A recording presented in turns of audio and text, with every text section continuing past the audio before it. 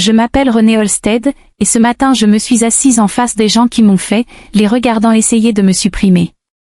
Nous étions à 6 pieds l'un de l'autre dans la salle d'audience 14B. Les lumières bourdonnaient, vives et stériles. Le BEF a appelé l'affaire, et mes parents, Graham et Diane, se sont assis du côté du plaignant avec leur avocat, immaculé, illisible. En défense, moi, juste moi et l'écho de mes talons sur le marbre.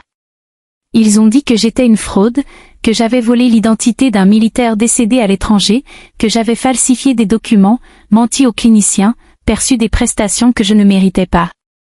Leur avocat a parlé avec une indignation ordonnée. Pas de photos militaires, pas de paquet de décharges, personne qui pourrait confirmer que j'ai déjà servi. Il a dit mon nom comme s'il était contrefait. J'ai gardé mes mains jointes et j'ai laissé les mots frapper et tomber. Mon uniforme n'était pas sur mon corps.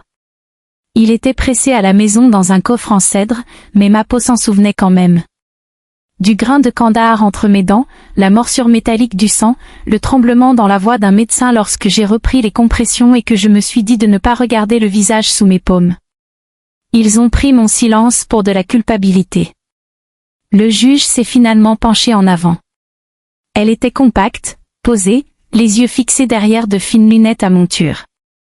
Mademoiselle Holsted, dit-elle, assez bas pour que les microphones ne l'attrapent pas, regarde-moi. Je l'ai fait. Quelque chose dans son expression a changé, comme une reconnaissance qui fait surface à travers la glace. Conseil, continua-t-elle, la voix maintenant portée. Nous allons prendre une brève pause.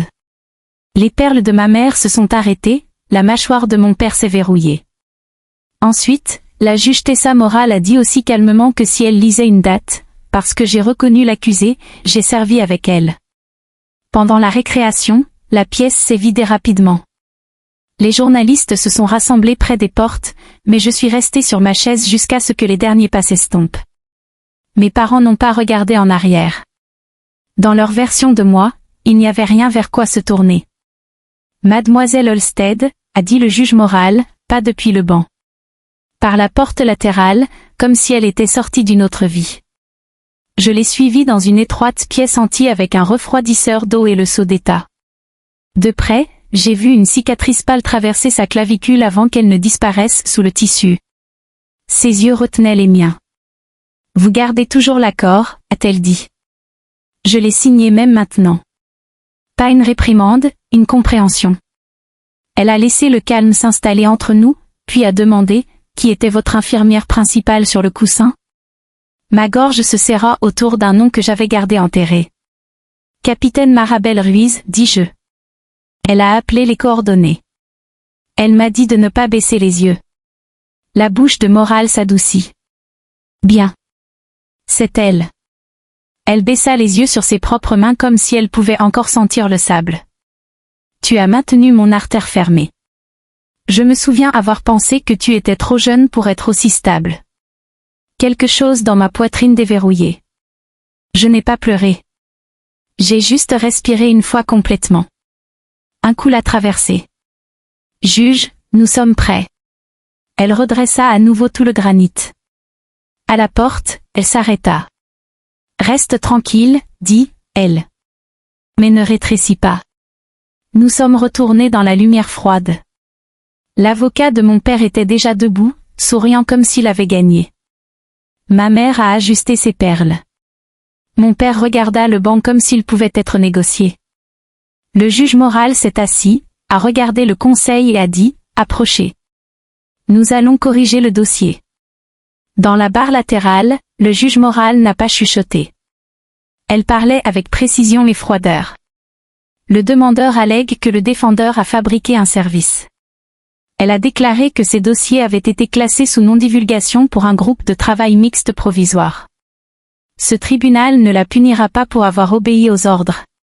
L'avocat de mon père a commencé sur l'équité, sur la procédure. Morale glissa une enveloppe scellée vers l'avant. Liaison avec le Pentagone, a-t-elle dit. Exception d'urgence, libération limitée. Le greffier l'a ouvert. Page a frappé le dossier. Journaux de déploiement, commancation, formulaire d'évacuation sanitaire estampillé d'un itinéraire expurgé et d'un indicatif d'appel. Docteur. Mon indicatif d'appel. Celui que j'avais avalé pendant des années comme une braise. Les perles de ma mère tremblaient. Les mains de mon père sont devenues blanches autour de sa bouteille d'eau. Le juge moral a fait face à la pièce.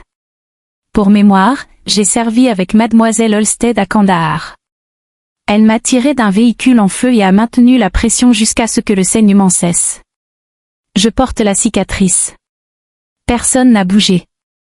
Même les avocats ont oublié leur souffle.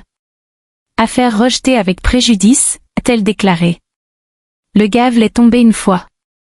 Propre, final.